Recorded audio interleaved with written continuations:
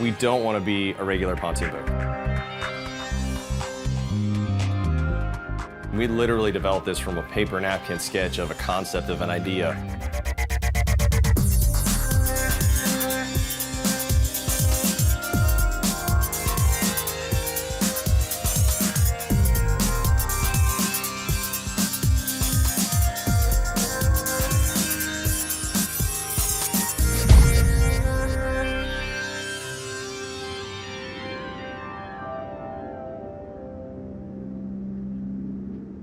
I'm from Sweetwater. I grew up about a half mile right up the road here, and I actually live 2.5 miles that way now. I have pretty much the whole time I've worked here.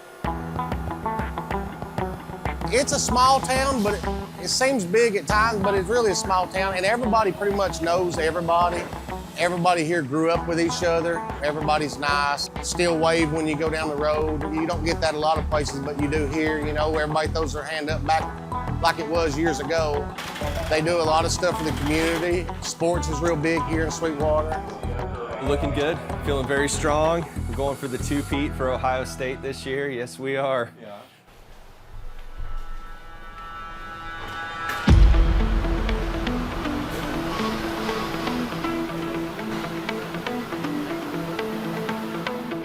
We've been really a engineering startup facility. You know, hey, we're gonna build one boat and we're gonna get it out for a boat show. That's where we started about 9 months ago. Now we're in the phase of, okay, now we've got to transition from, hey, we're just engineering a product to we're engineering and building several products for a customer base now. We're transitioning out of that initial startup phase, but the nice thing about being where we're at now is that we can react very quickly. So if we have a dealer or a customer that says, hey, I love your product, but man, if it could just do this, no problem, let's see what we can do. We can go back to the drawing board and make it better and have some of that continuous improvement. We can be super dynamic, we can be nimble. If we need to change something, okay, there's 3 people to talk to. Let's go get it done, get it changed, get it on the shop floor, and get it built in a boat for a customer. You want my laptop open or? I don't mind it open because it looks like you're in looks like I'm actually working? Yeah. Anybody who knows me will know I'm lying, but. Yeah. Traditionally, most manufacturers, you have an entire sales team. Whereas in this particular case, being a brand new startup, I am start to finish the sales team. East, West Coast, cover literally the entire world.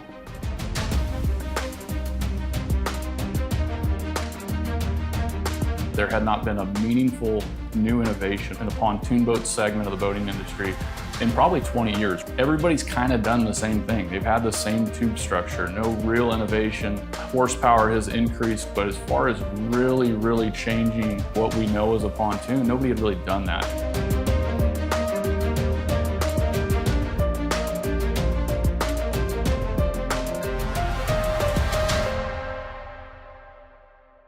Inside voices. That's right, inside voices.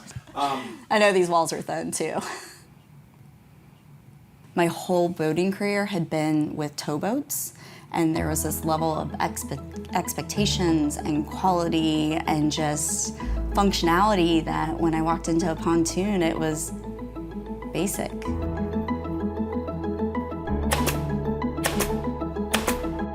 When we were talking through some of the stuff, like, okay, what do we do really well? What do we know we're great at? You know, hull services, like fit and finish, like thinking about the customer and how they utilize the boat. The way that we all worked through our careers led us to where we are today. You know, thinking about those things that were important to us and how could we implement them in the pontoon segment.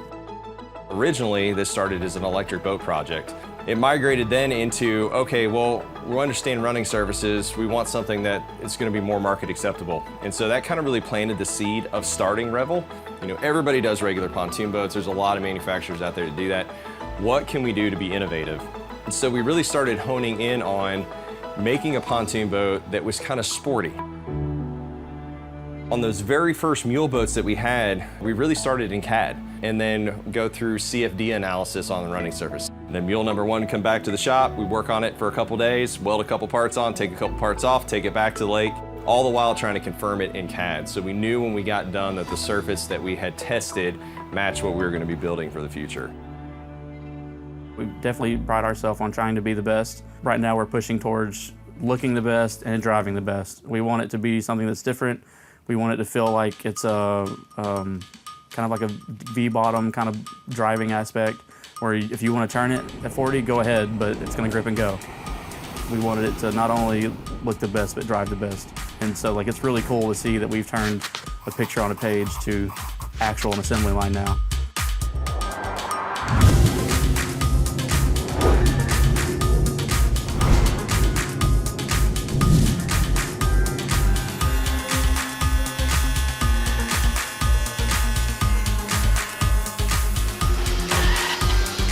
It's hard for me to come up with words to describe it. I mean, I've been around boats all my life. I've been race boats, you name it.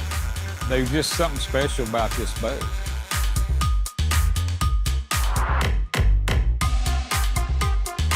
This is in final finish. The boat gets inspected, and any imperfections in there, we repair those and clean the boat, inspect the boat, and then it gets going to the lake, and I do the lake test, record all the engine data, and then it comes back, and then we do one more final cleaning, and then it gets one final walkthrough and the inspection, and then the boat gets wrapped.